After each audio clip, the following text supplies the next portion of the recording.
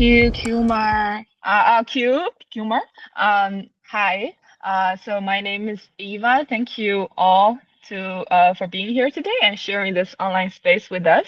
I'm a member of AOIN Ensemble, and I'll be a bit hosting, opening it up, and moderating today. Um, so before I say a few words about this whole roundtable, maybe I'd like to start with a very quick introduction for the guest. I was working with the Ariel ensemble in Shanghai for the past 5 years, and now I'm based in Amsterdam doing a master research. Um, yeah, that's it about me. Maybe I'll pass it on to some. Maybe all in can do a round first, then we go to Ariel and Bolun. Hi, this is Selena, and this is DT from, and we're members of AOING, and then we are in Shanghai. That's it. Thank you. Pass on to July. July, we cannot hear you. Sorry, I pushed the talk. I'm July. I'm also part of AOING Ensemble. I'm in Suzhou, and a city very close to Shanghai. And pass to Meiyue. I'm Meiyue. I'm Xiao. Based in Amsterdam, part of AOING Ensemble. Now I'm in the third year of my choreography study program. And pass to, is Lin here? Okay, one last member. So we're a team of 6, and one last member is in California, LA right now, and it's like 7 in the morning. So maybe they're they're sleeping a bit in, but I believe she will join us soon. Maybe Brent can also introduce yourself a little bit. Hello. Hi, this is Bolo, aka Brent. I'm in Beijing, the center of new axis of evil.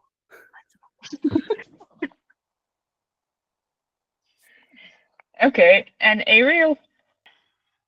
Yeah. Hello, my name is Ariel. I live in Guangzhou. Yeah, nice to meet you. Amazing, thank you. So that's our 3 groups of speaker, Brent, Ariel, and all in ensemble today. So welcome. So when we first read the text for the Archive in Progress Symposium, the condition it described and also the challenges and questions it proposed, as well as the urgency for dialogue, really draw immediate recognition. So we as artists based in China or from China, we believe we share really this same situation. I think not same, but similar situation to the Iranian artistic community in having to deal with this powerful system of top-down censorship and state surveillance, not just in our artistic practice, but also in everyday life, and also risking serious consequences in certain practices. So, I mean, of course, our respective situations are very different, and I don't want to flatten the discourse, but I do believe that there's a lot of value and urgency in exchanging experiences and tools and strategies between the two communities. So we're very happy to be here having this conversation. So today's we will have 3 sharings, and the 3 sharings will be more about or jumping from the idea of public space. Along the way, maybe we'll mention something about archiving, but archiving right now is not the center of the concept we're leaping from today. But feel free to ask some questions if there's afterwards. And just to give a little bit of background of the situation in China, about the performance and the theater scene. So the conventional and the mainstream theater and performance scene in China is also highly censored and watched over. And the situation has been exacerbating for the past decade.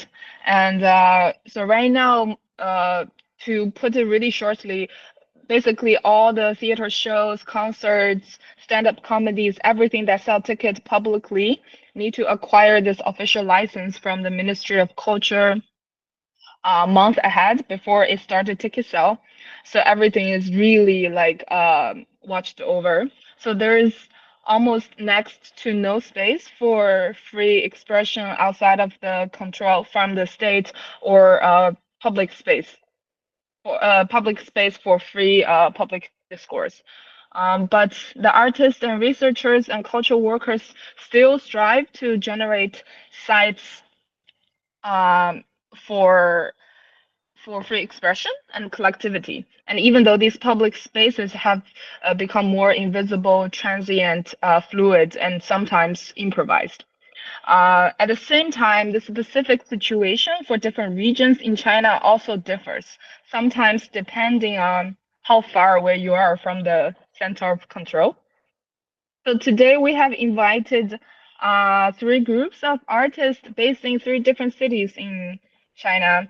So we, as Ariel Ensemble, we've been based in Shanghai, and then Ariel is more from Guangzhou, which is the southeastern part of China, and then Bolun is from Beijing, which is northern part, and as we know, the capital. And we will go from, so Ariel will give a little share first, and then Bolun will share, and then we will share, and then we will open the floor for some questions. We have some questions for each other also. Then we will also open the floor for questions from everybody here, and then hopefully to have some exciting conversations. I think that's all I have to say before we start. So without further delay, maybe I will invite Ariel from Guangzhou to give her talk for this roundtable. Ariel, are you ready? Yeah. I would like to share the screen. Is it now okay? I think so, yes. Okay, so I just start to share right now.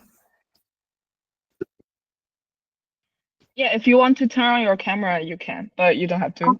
If you want to, yeah. Okay, yeah. Let me see this one so that I could. Okay. Hello, my name is Ariel. I live in Guangzhou, the south of China. And today I would like to share the performance named Fake Moves on the Street. And this is a map drawn by my boyfriend. I think it's great, so I would like to share in here. It shows the exhibitions, performance, and city walks I've curated and performed in Guangzhou.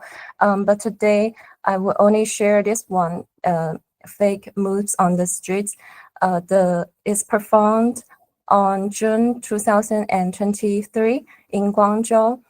And as you can see, it's a kind of weird, I don't know, weird scene, yeah. My English is not so good.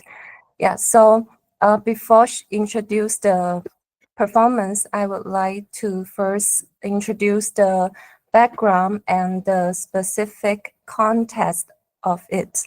Yeah, it points to the COVID-19 lockdown in Haizhu district in Guangzhou, which happened in November 2022 in Guangzhou. Yeah, as you can see, the 2 photos are taken in the same place. Yeah, and as we all know, China has been locked down because of the COVID-19 for 3 years. And it's on the evening of November 4th, 2022, Haizhu district in Guangzhou issued a notification of the strengthening COVID-19 control and blah, blah, blah, which means that as citizens live in this district could not go outside. We have to stay where we are. And this is the map of Guangzhou. And as you can see here, the little red dots shows the area that is the Haizhu district. And as you can see, it's an island. So the easiest way to block this area is to block all the bridges so that we could not, go outside the island.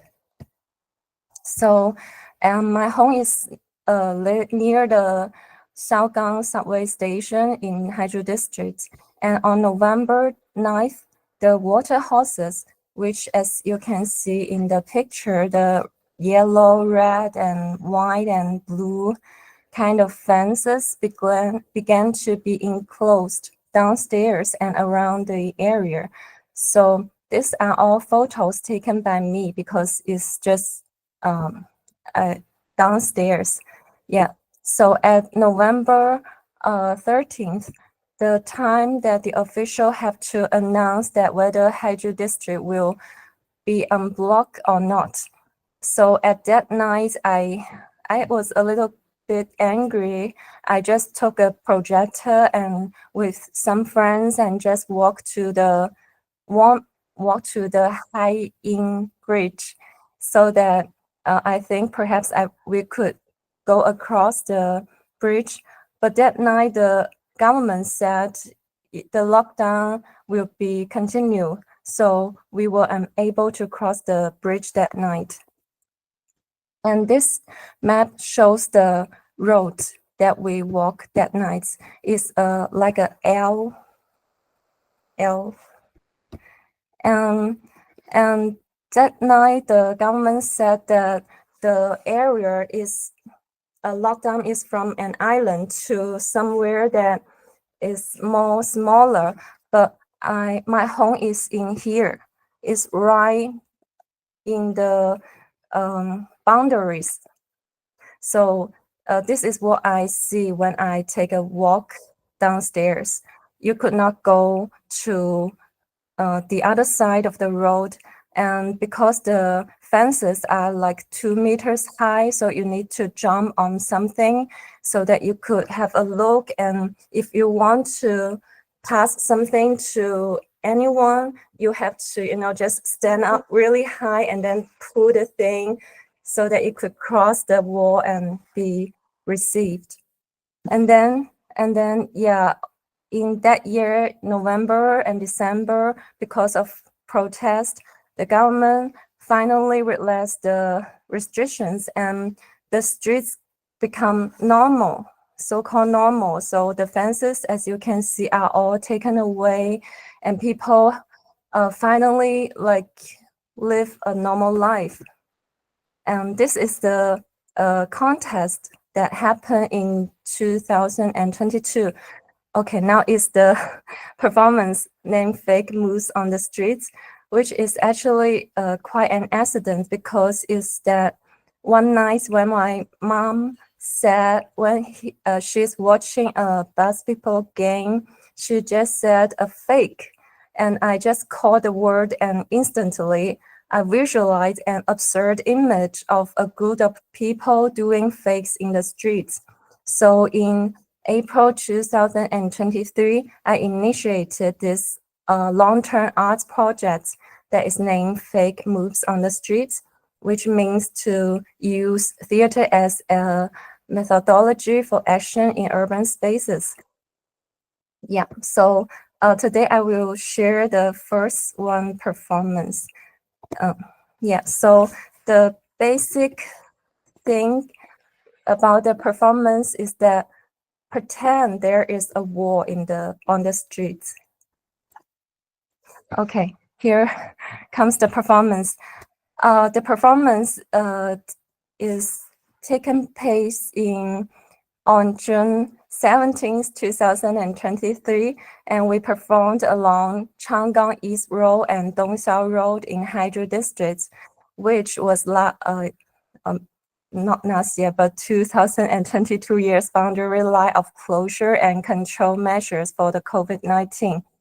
So as you can see in this picture, this L roads is exactly the road of performance that day.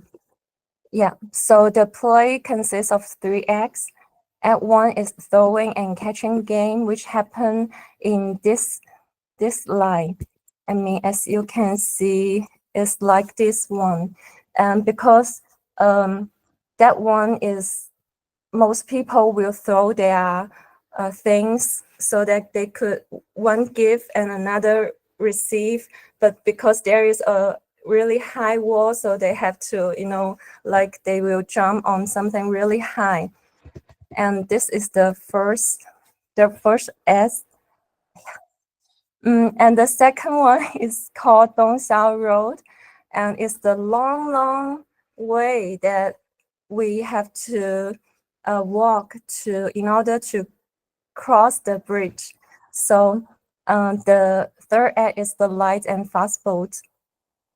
Okay, and the audience were asked to scan a fake code and to measure their fake temperature for the fake entry of the performance, which means that if you want to watch the performance, you will have to kind of show your fake telephone, because you don't need to give us the real one, just the actions. Yeah. And so the performance begin, and we will, along the way, the actors will throw the imaginary balls along imaginary borders, and the performance ended when all the actors crossed the high-in bridge. Yeah, that's the basic information of the performance, and I would like to share more about the details. Yeah, because the performance is about the war, so we only published the preview 3 days before the real performance, as you can see in this picture, because we don't want to be we don't want to let people to notice us to like the government or something, so that the performance will be abandoned. So we are really take some we also organize Tengxun, so people could like Zoom, so you could watch the performance online. Yeah, and this is the map show the audience the performance. And me and my boyfriend will wear these feathers so that the audience could recognize us and follow us, because the performance takes a really long way. Okay, this is what the audience saw on the Zoom, because there are 3 times exist on the same screen. This one is in 2022, and this one is in 2023. Yeah, and the last one is the performance. So as you can see, there used to be a war, but then at the performance, we pretend there is a war, and because there are like 10 actors, so we just act on the exactly where the boundary used to be, and to pretend that there is something, but actually no, but we just so focused that we are playing games to actually make people realize there is something missing in our life. And then this thing is that we invited a band to sing, and there are so many people, and the place is where we could see from how to say, it's the most highest point. So at here we could see the other side. And the band is performing, and the lyrics is, my friend, there is nothing I can do, but I love you, kind of. Yeah, and this is the second act. The second act is the actors stood in a row and walked forward, walking on the roadway and on the boundary line of the former fence, and they showed no expressions and did not speak, just forming a flowing human wall. And this part, because at the beginning, we only think perhaps there are 9 or 10 actors, but we didn't recognize that many audience, they joined the team. They just, I mean, there are actors like these actors, but the audience will also stood in a row. So the row is too long. It's like a really flowing human wall. And this part is that the band got lost, so we just improvise and wipe the wall with our hands to remind the audience that there were writings on the wall Yeah, and at this scene, the police and 2 police cars show up because, as I just said, there are too many people. We are just stood in a row and no speaking, and too many people. And the police said it's kind of weird. They didn't understand what we are doing, and especially when he saw that we have the feathers, and we just but luckily the people, including the actor and the audience, we all said that we just go downstairs and have a walk. So no one said we are going to see a performance, and no one said who is the organizer of the performance. So the police could find no information, and actually we used the Cantonese, the local language, to speak with the police, not in Mandarin. I mean, so the police kind of like, oh, you are the local person, which is I wonder. So he's being nice to us. So he just said that don't be so many people gathering in here. So actually, and then they just left. And this is the third act, and we walk really a long way, as you can see in the formal picture. Is this one, this really a long way to arrive at the bridge. Okay, and then finally the actors will find their way to cross the bridge, and with the boundary, which is fake boundary, but they have to imagine that there was a 2 meters high wall in front of them, and they have to find something to cross it. And then when all the people, actors, and the audience could quickly get what we are trying to do, and they just use their own ways to cross the fake walls, and then the band show up at the end. And yeah, this is the ending of the performance. The performance lasts like 1 hour and half an hour. Okay, I will go quickly about because the performance happened really fast, and luckily we have 2 friends who shoot for us so that we could have this video. And then I edit it and host a video screening and sharing session at my home. As you can see, there comes the many people come to watch it, and we talk a lot. And then some friends will invite me to share this video and have a talk in some self-organized spaces or non-profit art museums in different cities in China, like Hong Kong, Changsha, Hangzhou, Kunming, etc., so that this performance could be seen in many different ways. And one of the audience, she saw this video, this video, and she just add the Japanese languages for the video. So this video also could be seen in Japan, in Tokyo. Yeah. Recently, a museum invited this film because they have an exhibition named Improvisation, and they thought it's a work that fits this improvisation topic.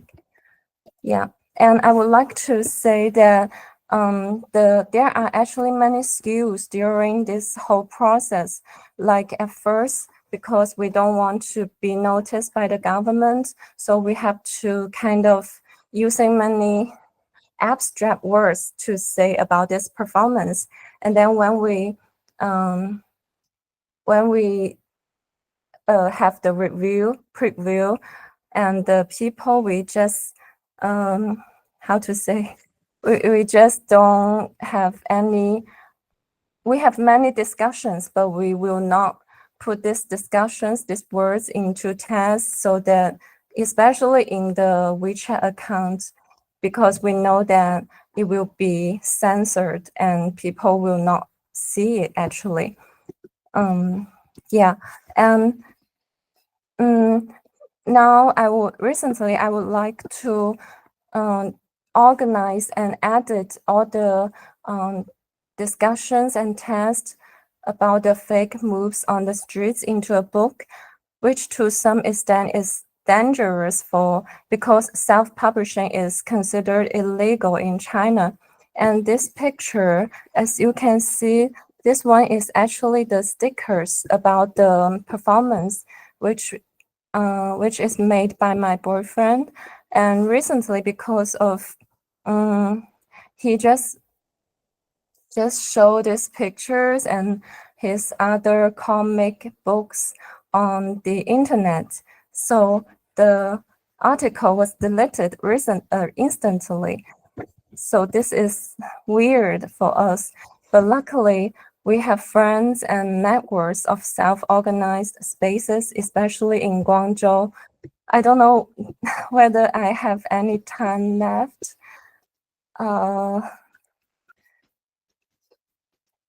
Because I could not.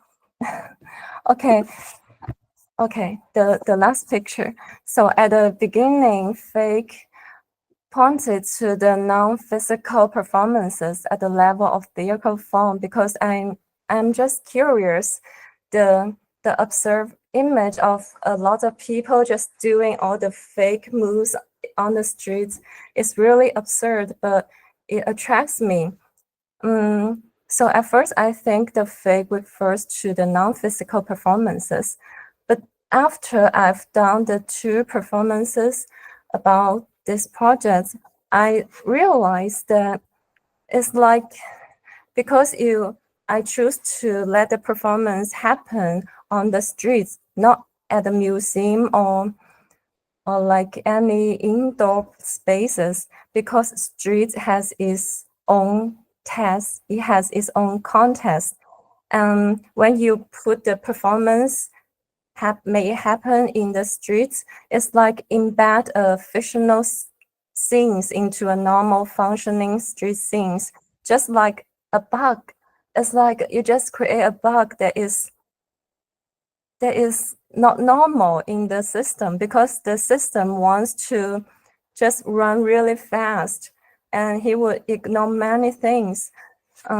Yeah, so I just want to say that there are so many things that are no longer exist or have disappeared, and I'm trying to build a deeper relationship with them through my own ways and using the body, because I think it's important to have a talk with something that has disappeared and to build a new dynamic relationship with them.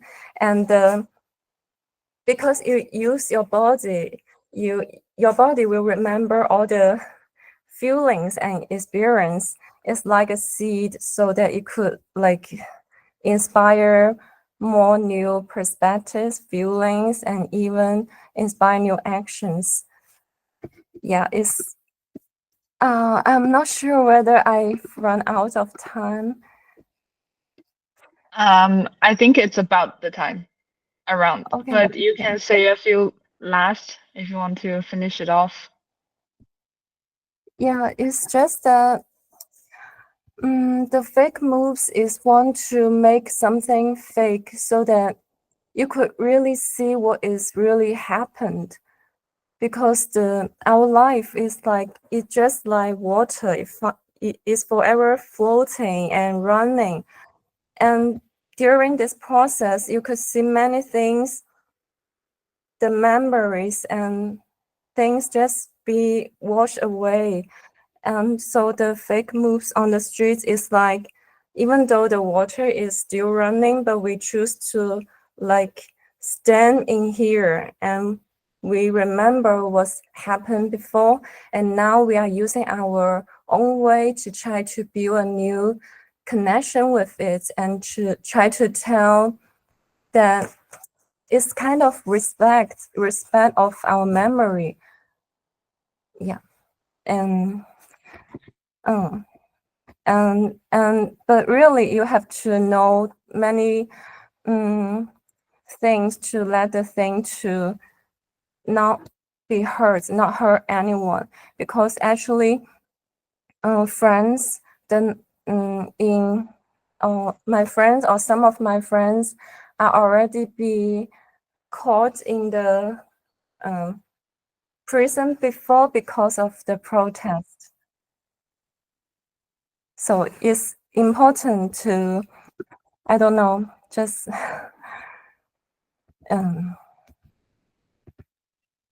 Yes. Okay. Thank you so much. Thank you, Ariel, for sharing your experience and the reflections and insights. I mean, I hope we can maybe talk a bit more in the conversation afterwards. But for time being, we do have to move on. So let's just thank you for the emojis, everybody. Let's move on to Brent or Bolun for her part of sharing, or for his part of sharing. okay, thank you. Can people see it? Can people let me know if they can see? Everybody see Okay, great. People are, yeah, go ahead. Good. Hi. Yeah. Hello. My name is Bolun Shen, aka Brent. So today I'm here to share some works I've done before, share some thoughts with you guys. I think I've have 2 minutes to share, so let's just jump straight to the topic. First, I'd like to talk about the core issue I aim to address as an artist, as a activist in China. So to me, this is not a question about art. It's more about a question for building a foundation for a future civil society. So based on the current situation here, I'd like to outline 2 key issues that I believe important to consider my work. Consider 2 issues when I do my work. The first one is a lack of imagination ability for social action. So even though there are like thousands of hundreds of protests every year in China, actually there's one happening right now in another city. I think there's a teenager falling off a school building and dead, 1,000 people going on the streets. But most of the news remain unknown. So there's very, very little understanding of how to organize an effective social movement, protest, or disobedience. So this is the first one. The second issue is the overwhelming power of state control. I recently looked into the internet censorship work, how it works in China. Surprisingly, it has become a really highly automated AI-driven system. It can filter out, block, censor everything automatically. So I think it would rather over censor than missing anything. I think I'm not sure about Iran. If anyone could share the story with me later, but I believe it's still manually controlled mostly, not like AI-driven system in China. So personally, apart from WeChat, is the messaging app we have here. All of my social media account got blocked already, deleted, banned. So basically, I don't use any social media in China anymore. Personal accounts, no more. So every time I get banned from a platform, I stop using it simply. So through my personal experience, I've already tested the limits of freedom of speech and expression, what they like, what they don't like. So with these in mind, I'd like to continue share the strategies I have been adopting in my work and some of the works I've done before. So the first strategy is dissemination should be considered as one of the essential aspects of the work. Of course, I'm talking about online, social media, internet. As I just mentioned, in China, we don't have a true civil society. So our ability for social action is very weak. However, the social media in China is extremely popular, and many young people would love to be exposed to very highly abstract information like philosophy, history, psychology, political knowledge. But when it comes to actual execution, many people, including myself, do not have much knowledge about how to do protests, social disobedience. Most of us, I believe, we don't even know who our city councils members are, the city mayor, who that is. So we don't understand how our living environment, our government, our society, how it runs. So that's why I started my video activism project since 2023. It's called Action in Action. You can find it on YouTube. So creating some video essays online, sharing global examples of social actions in other countries, of course. I cannot say anything about China, actually. And the ways the artists, activists adopt strategies, what we use to resist through our works, through the protests, disobedience. So these videos usually focus on actions, executions, strategies, backgrounds, philosophical, historical backgrounds. The topics from some of, I think half of them are art actions, artivisms, and some of them are social movements. Yeah, I've also covered some global elections, because 2024 last year was global election year, right? So I've covered U.S. elections because we don't have elections here. So we cannot imagine what elections are in other countries. So I share lots of details, not like methodology, but details. How do you vote? How do we set up voting systems? So I've covered the U.S. elections, Mexico elections, Indian elections, things like that. I wanted to cover Iran election last year, actually. I know you got a new president, even though he's not as important as your supreme leader. But while I was working on this EU election, European Union election, my home was attacked by the policeman, and I got detained for 38 days. And not only because of this channel, but because of everything else, a lot of stuff together. So yeah, I stopped making new contents afterwards. I began working on this project since 2023, and then until March 2024, because everything's banned in China. I only have YouTube right now. So it was quite okay in China, because it was a very niche market. You can tell from here, everything's blocked. This is my page on the Chinese platform. Everything's blocked.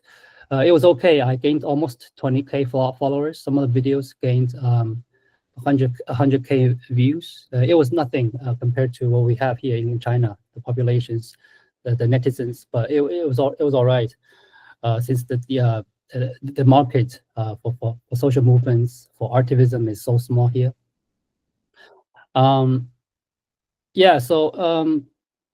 Because of these attention from the authorities, I cannot make any more contents. Currently, they still put their eyes on my stuff, so I cannot do anything. But eventually, in the future, I still want to do it. Continue working on this project to share more knowledge, because I believe in this social media era, we cannot escape from it. Think about this influencer, what they can get, millions and millions of views, right? So as an artist and an activist, we have to have this mindset of being an influencer. Even though I hate this word, but we have to be on it. We have to spread the word. We have to disseminate our thoughts. So this is no way back. We have to do it, especially for this kind of stuff. You have to use internet as a platform, as your virtual space. So yeah, that's the first strategy I like to use, internet. And the second one, I call it the work to create dilemmas, confusion, and discomfort in different spaces, especially in a public space. The first example I would like to share with you is a work I did in Basel, Switzerland, even though it's not in China, but I'd like to share with you guys this piece. I really like it. So I did it during residency 2022 in Basel, Switzerland. I created a fictional cantonal session where I, as a migrant, asked the audience to vote on whether I should become a Swiss citizen. The work was inspired actually by a classic Swiss film, The Swiss Makers. It was true stories actually. The migrants, immigrants who wanted to be Swiss citizens in the 1960s, 70s. They have to apply. They have to ask an okay from their neighbor. So it was really ridiculous. They have to vote. Some of them vote no for very ridiculous reasons. For example, they don't like my pants. They don't like my jeans. They voted no. So yeah, So it's a theater work. The audience decision will determine the outcome. Oh, actually, one of the organizer of Reconnect Festival, Nima, was there actually. Some of the pictures was taken by him actually. Yeah, but before this performance, it was something I played with the city. I posted some official looking posters and flyers around the cities to draw people in. You can see these red, they're in German. Basically, it's a fake official posters asking people to come into this session to vote for these guys if they can be proper Swiss citizen. So, and also I printed out some flyers. You can tell from these fake datas, fake diagrams, and also the picture on the bottom. There are press release, press passes. They're actually for my friends. Whoever had the press passes can take pictures in the show. So, yeah. So, yeah. Before the show and after the show, these kind of posters actually left lots of questions to people. So before the show and after the show, people kept asking me if it was a real session. It was a real voting session. If I could become a real citizen after this, but I didn't answer straightly. So I even borrowed this. You know, it's a real ballot box from they call it Badelstadt. Badelstadt is a Badel City Council, City Hall. So it's a real ballot box they use for every voting every time. So I think this is the first time ever this thing ever came out of that building, the government building. So that was kind of the short-term confusion and uncertainty I created for the city. Yeah, that's how I play around with the public. And another work I'd like to share with you guys is an old work. It was from 2013 to 2016. I traveled around 10 cities in China and interviewed 1,000 young people, and each of them asking a question in front of a camera. They ask a question first, and then me behind the camera, we discuss this question. So I have lots of tons of millions of footages to edit. Back then I was really young, so I didn't have any museum or gallery resources. So, but we still wanted to create some exhibitions, performances. So we decided to do it on the street. You can see from the frames, they're on the wall. There are people in the frame talking. There are actually iPads. Back then we didn't have any Bluetooth earphones, so people to passerby just drop by and then watch the videos through the earphones. And also I did some performance with the iPads inserting in the wooden helmet. This picture was from the busiest moment, rush hour in Beijing, one of the busiest subway station, actually. People just, I think it was before 6 p.m., people just got off work. And the video kept asking a question, different questions about what's the meaning of work, what's the meaning of being so busy in China, what's the meaning of our life, something like that. So yeah, we actually there were policemen coming. I remember there was a guy almost caught me, snatching my arms, but I ran away, and the subway door closed, so the guy left. But we have 4 cameramen, 4 or 5 cameramen. One of them got caught, and brought him to the security room and asked him to delete the videos. He told them it's student work, it's nothing, but they still asked him to delete the videos. But fortunately, he deleted the videos into the trash. And then we restore the trash afterwards. So it was lucky, nothing lost. But I can tell, definitely tell, it's not okay to do it today. If I do it again, I'll definitely get detained for a few days, definitely. So time has been, yeah, things have changed a lot. Time is different.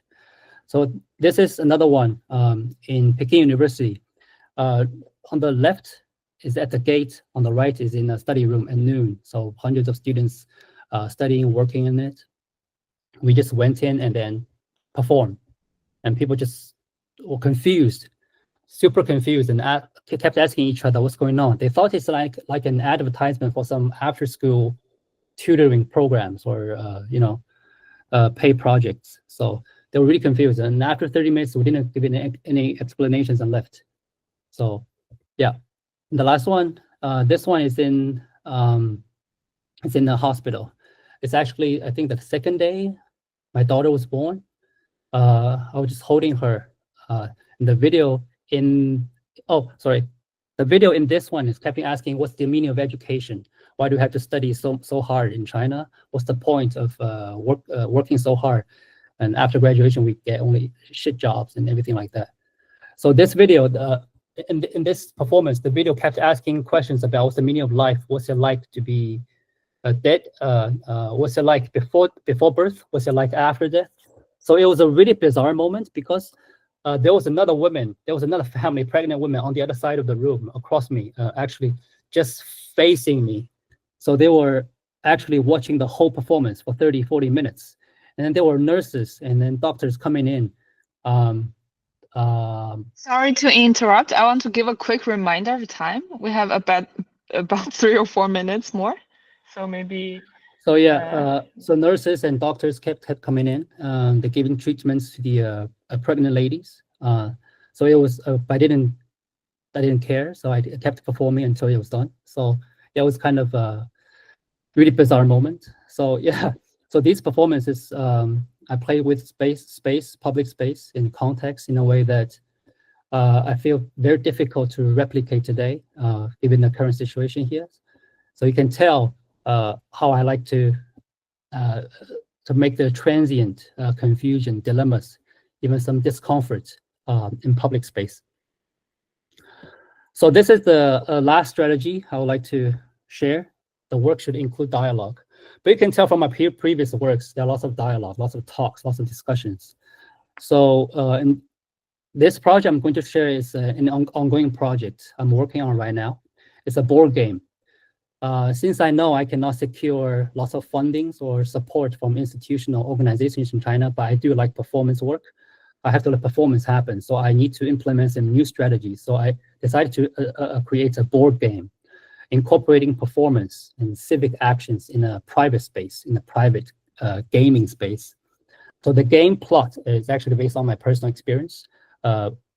Policeman versus artist. The artists need to complete their work, gain domestic and global attention, while the government's goal is to censor the work by gathering evidence, issuing arrest warrant, or ultimately arresting the artist. So artist sides are more flexible, they can do any action, while the government side can mobilize more resources. So the deck consists of 120 to 150 cards. You can tell from the upper row that the artists can build global networks, community. They can do occupation protests. They can make literature, video, film works. And on the bottom is the police side can do tax raise, national security, arresting, and also bureaucratic delay. That's what they are good at, right? So what sets this game apart from other normal game is the performance resources card. You can tell from here. I designed this version for Singapore because I just finished my Singapore art residency 2 months ago. So these performances, I put them into 4 different layers. The first one is in the game context. Players can perform within the context of the game as artists and government officials. And this is the normal part. The second part is the second layer of the performance is engaging yourself as your real life professionals. Your thoughts, your opinions will be expressed. You have conversations or dialogues with others on social topics. So you can form a civic dialogue within the game. And the third layer, it extends beyond the game. For example, you call your parents or you call your friends to talk about something you don't want to talk about before. Or you can play this game in a public place and inviting passerby to join, make certain decision for you, maybe a vote, maybe a debate or something like that. So further blurring the line between the game and the reality. And the fourth layer of the performance is social engagement, focusing on civic actions and movement. For instance, one performance card was inspired by my personal experience in Singapore. The bottom line on the right side, the artist who designed this game experienced an incident in Singapore in October 2024. That was me. So where a senior man touched my ass on a bus. So I reported the incident to the police, but there has never been a response so far after 3 months already. So you can call the police on my behalf to inquire about the progress of the case. So get 2 masks to perform masks, the resources in the game. So basically, I think in those totalitarianism country, authoritarian countries, we don't have enough knowledge how the society runs. So we need to get more knowledge, get to talk to police, government officials more. So this is basically the idea. So it's not only a game, but also a dialogue, a performative act, a social action within a private space, extending to the public. So I'm also discussing the possibility for showing them in Singapore Arts Week, since I just finished the artist residency there. And I'm also planning to design more versions for different countries. Maybe Iran, if any of you in Iran interested in this game, we can collaborate maybe. So there are some Malay artists, some American artists interested in this game. So yeah, I want to create different versions for this game with this performative gaming cards. So yeah, that's how Hi, Brent. I hate to be this person, but we need to round off a bit. So yeah, so yes, this great. is the last I would like to share. Yeah. Oh, okay, that's it. Okay. Thank you for sharing. Like we wish we have all the time in the world to also go deeper, but today we have a very tight schedule. But thank you for sharing the three practices that you've had, and maybe we can expand a bit in the discussion later. Okay, so without further ado, let's jump into our last roundtable. That's by AOAOING Ensemble, and Selena, I believe, will speak on our behalf in this sharing. If people in this call have any questions already, feel free to maybe drop in the box. So later, if we have some time, we can pick a question or two to talk about. Okay. I give the floor to you, Selena. Can you see the picture? Yes. Okay. And be aware of time. Thank you. Bye. Huh? Be aware of time. Okay, I try. 播放，你这样对着。Hello, this is Selena, and I'm speaking on behalf of the 6 core members of AOAOING Ensemble. We are a performance-making collective that specializes in ensemble making and consisted of 6 female and or non-binary members. And then we've been actively making performance in public spaces since 2018. To start with, I have to say that we are not a activist group. Meaning we didn't enter the public space with a specific political cause like Blون does. We are a performance-making group, and most of our members actually had a theater background, but for reasons of this and that, some of such as censorship and resources, and also the insistence of remaining self-producing and independent, that we decided to use public space as our main site of staging and devising our works. But through the process of making performance in public space in the last 6 years, we gradually learned more about the invisible rules and controls of the public space and reflected on our roles as performers or performance makers in relation to the public and the public space.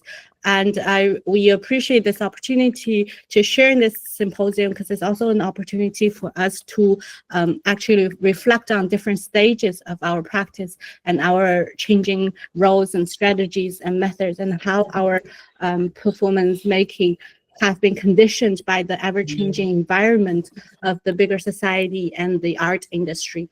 So I kind of divided our practices in 3 stages. The first stage is really when we were just leaving theater, entering the public space, and we were self-producing flash mob pop-up shows and gigs in every corner of Shanghai. And through that process, we were learning so much about the public space and its boundaries, and testing the water.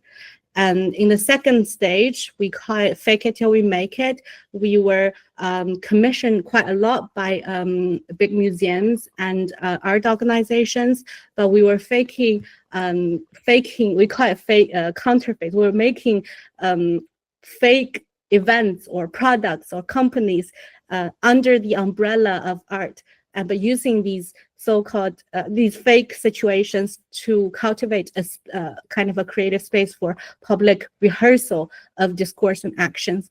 And the third stage, which is sort of post-pandemic, is that when we realized that there's no room for sort of a collective archive or collective grieving, that we repositioned our roles as performers or performance makers to sort of be the open source archiver, or like the generator of archives in relation to the public. So that's sort of our 3 stages, and I'll just be sharing some examples throughout. Yeah, so the first stage is when we decided to leave theater, and quite early on, like in 2018, where we were just starting out to be a performance making group. And starting from the project The Weekly Scratch, which is a series of 5 consecutive performances that we collaborated with 5 different spaces across Shanghai. For example, a to-be gentrified district, and it was an audio performance on the streets, and we were designing it was a self-designed residency in that area, and collaborating with a local self-organized community. And also, like, we opened a pornographic studio in the sex toy shop, and did a drag show in the vintage shop, and did a cyber performance in a cafe. It was really an opportunity for us to connect with really non-artistic local communities. And it was also a very efficient and low budget way of creating more spontaneous projects compared to theater, where we were trained and came from. And also another reason we went into the public is definitely the censorship, where we had the opportunity to, at least we thought it was sort of freer and more, compared to theater. But during that process, we realized that we are constantly being watched and controlled by in the ways that we never imagined. For example, in Anatta, when we were doing Anatta at home, it was a cabaret at home, we only had maybe 20 audience in our living room. We changed our own living room into a cabaret, that we were actually knocked on door by police, and we realized there was actually a undercover, someone clothed 便衣警察，就是 culture spy. Yeah, we plain want clothes. to change slides, because I see we have pictures of Anatta. Maybe that's easier to show. This is a picture of Anatta, no? I mean, there's some. Okay. Anyway, there was actually a plain clothes present in among the 20 audience, but we didn't even give them their room. Like we were giving out the information through like an online social media, like a social platform, like an activity sharing platform, and handpicked our audience. But still, there was plain clothes present. And also, for example, we did a lot of performance on streets, and in this production of Here They Were, like we realized that any unreported or unreported, say this gentleman was wearing a board, like how to say, like it was, he was advertising a walk, which is part of she's one of our performer, and then he's constantly chased by the local guards. And then we posted a poster on one of the buildings under renovation. It's part of the storyline, but because that poster, which is on this page on the left side. Oh, you can't see our PPT? We were going through the PPTs, but nobody sees it. No. Yeah. We kept saying the first one. We kept saying no. the first one. Okay. That's why I said maybe we can switch to another slide. Okay, that's just that's a maybe we can see some so we've only seen the one with the truck. Oh my god, we are on page 9 already. Okay, maybe we can quickly flip through what we had. Can you see the pictures now or right now, no? Right now it's on 8th, like the 8th slide. Yeah. Oh, maybe when you click play, it's not played. Yes, exactly. I think the right now, yeah, maybe don't do play. Like right now is fine. Just show whatever is here. But right now I see 8. Yeah, maybe we can go to 2 or 3. We just scan through. This is us. Just go to website. This is not important. Go to website. Follow us on Ings. Yes, and this is the three Amazing. stages that I'm going through. Yeah. Okay. Yes, and this is the weekly scratch. It's a map of all the spaces that we have been to and collaborated with. And this is this Anata where we changed our, transformed our co-living apartment into a cabaret, where we were only giving them like, yeah, it was where the plain clothes was. I don't know, it's not here, but anyway. And here, yes, this is the performance on streets, and the poster on the left side. We posted, well, of course, it was an invisible performance. Then we kind of posted posters and draw clues, or we hang up stuff on streets. And because that poster was dated in in Republic of China's calendar, we were reported and invited by the police to for a session, let's just call it. So we realized that through these sort of spontaneous and free performance making experience, we realized that every move, every action, no matter if it's in the private house or on street, is severely or strictly scrutinized throughout. Yes. I'm a bit disorganized, disrupted. But anyway, and in this second stage, starting from 2020, AOING started to get commissions from quite some art organizations and museums in Shanghai, such as Rock Band, a Power Station of Arts, and etc.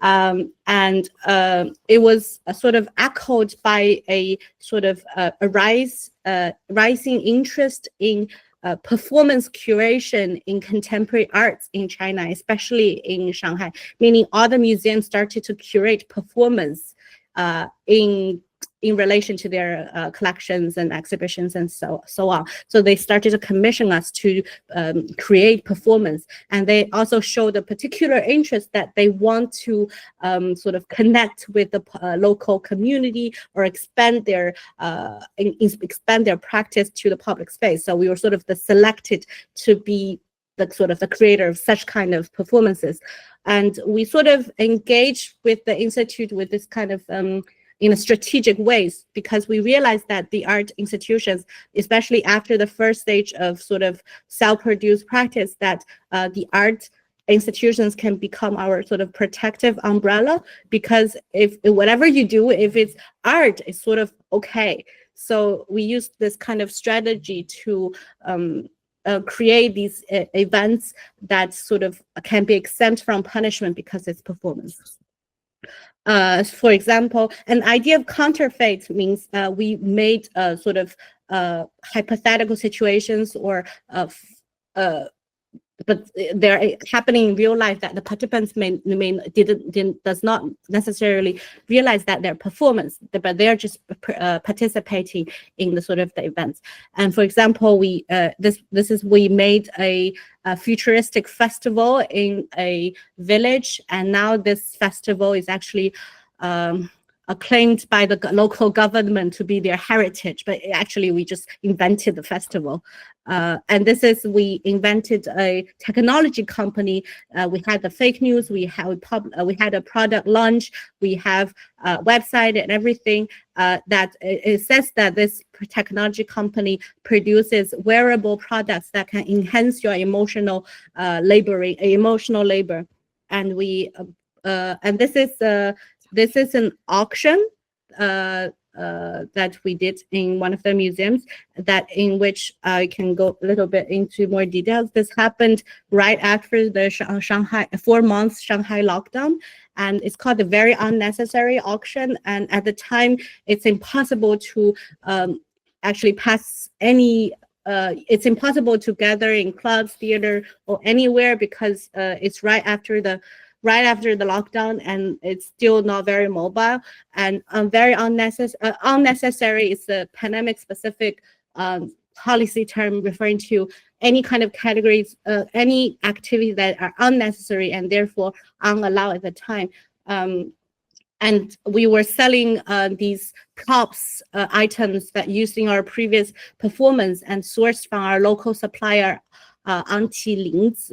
And you can see also in this picture that Auntie Ling's, like us, is considered, her selling party objects are considered unnecessary during the pandemic, and then her shop was almost shut down after the pandemic, and then she stopped selling party supplies and changed to, say, selling home slippers. So that kind of performance would not be able to happen anywhere else in the city, but in a very in the Rockbound Art Museum, which is owned by Western money and under a sort of a very privileged building, that it was actually, we were exempt from any kind of scrutiny and penalty for doing such a sort of politically connotated performance and gathering. And another example would be Mission Must Be Done. That was an ARG game that we developed. The story of the game is based on a fictional world. It's a logistic game where through an app, all the participants, like the audience, they can register and become delivery men, and then they were participating in the game, and all their data will be collected and circulated in the this is the app that the algorithm of this so-called game or this delivery company is simulated based on real algorithm of delivery or express companies that actually underusing in China. And it's an interactive program, and the audience can register to become the couriers or delivery men, and gradually they're encouraged to, and their data are collected by the central computer, the control, and gradually through the process they will realize that there's certain kind of conspiracy or missions behind this controlled movement. We actually had like a real store, which is the sort of the base of this company and the logistic company, where with employee training and everything. So it looks super real, and the participants can actually be there and register. And this is the interactive program. But through the interactive, the so-called the game, they would realize there's so much conspiracy behind, and in later parts they're encouraged to join a secret party and rehearse any kind of actions that they want to do to the company. And one of the actions that they decided to perform was actually to smash the shop, which is the company. This project was very much a reflection. It was a reflection on the fact that right now China is no more a very kind of society controlling mobility, but we are encouraging mobility, because through mobility that they can better track and control people's different aspects of people's life, and which is phrased as a new kind of new dynamic of power called the logistic type of power. So we kind of created this game-like rehearsal of a hypothetical situation, and ironically, when the participants smashed the shop, the same night a real revolution happened on the streets of Shanghai. And this, I'll just go very briefly, is after the pandemic, we decided to, there's at the end of after the pandemic control, a lot of all the negative news and posts were deleted from the internet, and the media sort of has this peaceful outlook that we conquered or overcame the pandemic in victory and so on. But there was such a shared sentiment of post-traumatic grieving, with nearly 10% of Shanghai population leaving Shanghai out of this depressing lockdown and including many of our dear friends, but there's sort of you can't say anything in public, and no discourse and everything. So departing from this painful sentiments and in the hope of searching a collective healing process, that we decided to create a series of walking workshops that are joined by the public, and we use this as a sort of a space to share and collect collective memories and put them into an archive. So sort of after this, we AOIN started to adopt more as a curatorial approach to our work, where we engage the audience or the public, that they could become more sort of active generators of materials and archives in the hope of building a living archive of collective consciousness that's uncovered by public institutes. This I'll just go very quickly. Yeah, this is still an ongoing project. So we have like 4 walking workshops, like very action-based workshops, educational workshop with schools, and we created a lot of prints, newspapers, and publications. Yes, I think I'm running out of time. Yeah. Maybe we can go through the slides just to have a visual thing. Yes. But this is also very much happening in the public space, but also dodging all kinds of censorship. I remember there was a policeman, right? The night when we were drawing the water right drawing there, in the my picture. chasing. There was somebody who's like asking question, what are you doing? Why are you drawing? Get out of here. Okay, that's me. Thank you. Oh my God. Thank you, everybody. We have are you okay? You're okay. Great. As you guys can see there is a very strong desire to share all the practices, and I think there's a strong need to, to exchange and to like this kind of platform is also very rare for us to be able to talk about.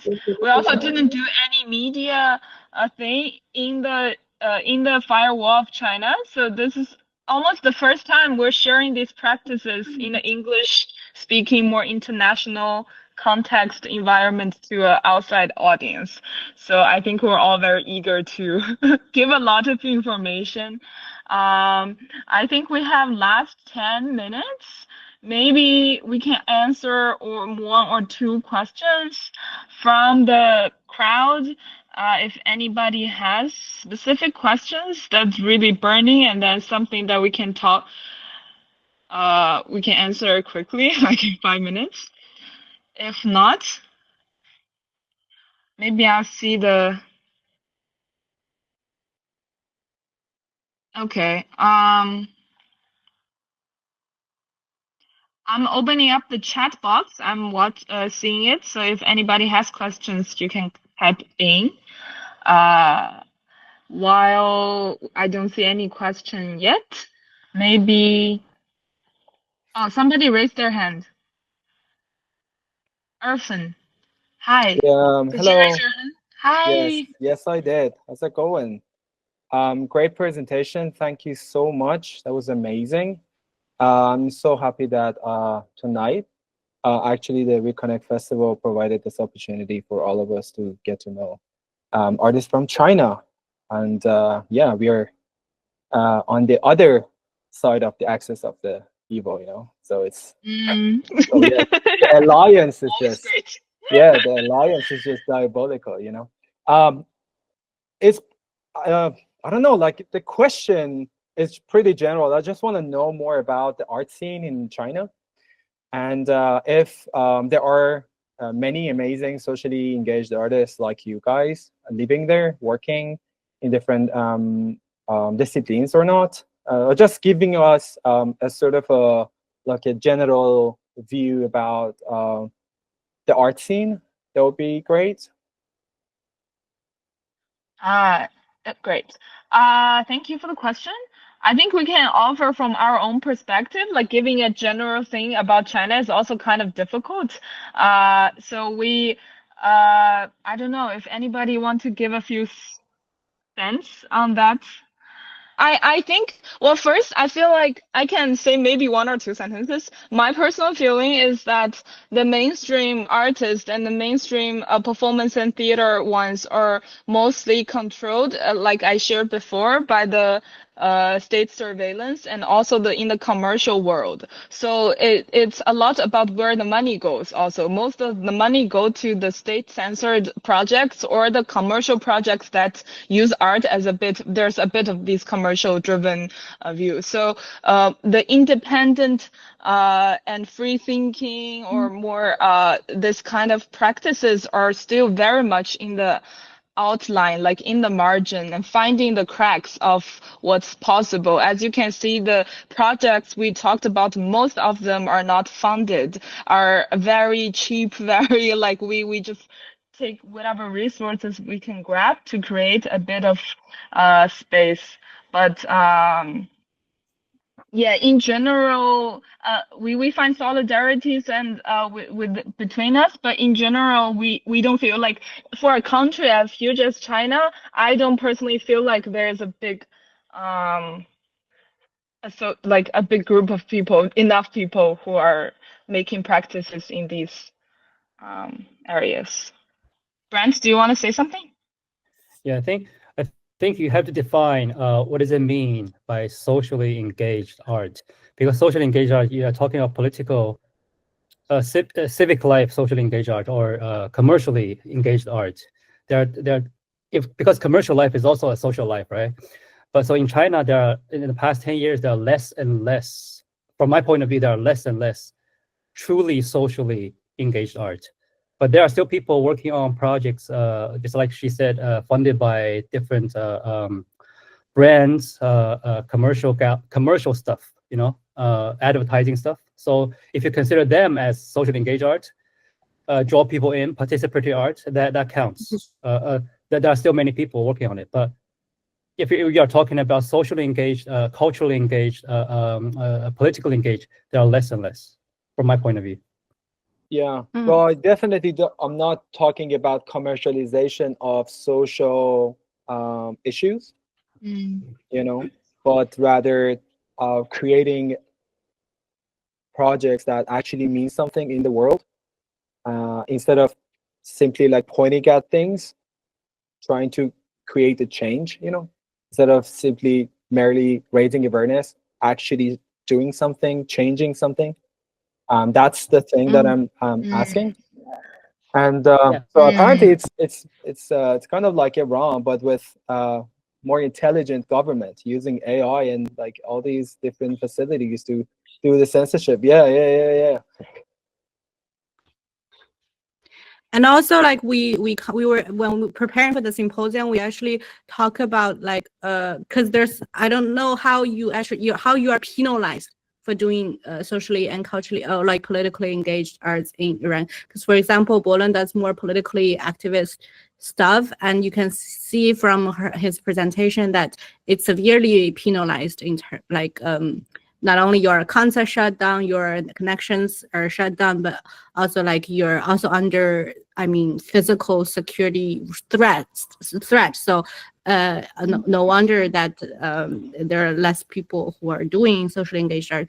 Also, like infrastructure wise, like there used to be quite some independent small art spaces that like fund or encourage or like our allies that used to support such independent arts or events happening. They're like more and more shut down, especially after the pandemic. And for example, like even self-publishing art books, which we mentioned, is severely penalized right now in China. Like if they find out you're self-producing books, like self-publishing books, you will definitely be on the list, and it's quite impossible to organize any kind of exchange of art books right now. So once they realize there's a rise of certain things, like an art book, for example, as a format, then it's instantly sort of under severe scrutiny. So I think that's also why it's less and less sort of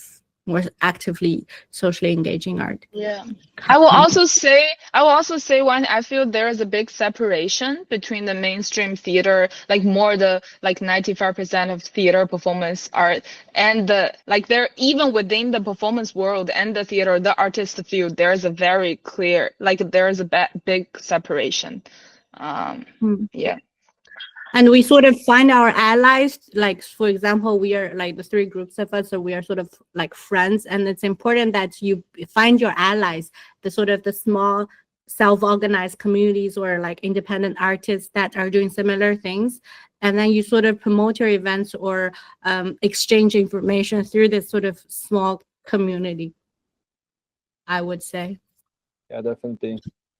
Very connected through friendships and informal relationships. Yeah. Maybe it's about 5. I see we need to round up soon. I see there is a text in the chat box about sharing maybe some information about each of us. Maybe we can write down email because today is so short. If we want to have further exchange or conversation, I think it will help us to leave maybe email addresses. Is that the safest? Also, Brent and Ariel, if you want to, you can leave your email address in case anybody want to reach out. They're not surveilled, right? Yeah, are they? email. I think emails are we use Gmail. Okay, I see all of the speakers today have shared our email address in the chat box. So if anybody want to initiate some further exchange or questions, feel free to. Otherwise, I want to thank the Reconnect team for giving such a great platform for this kind of exchange to happen, and hope it can open up something further. And I think it's only the beginning of, I hope it's the beginning of something. Yes, and otherwise, thank you guys so much for sharing this 1.5 hour with us. It was an amazing presentation. Thank you, everybody. Perfect. Thank you too. Oh, look at all the hearts.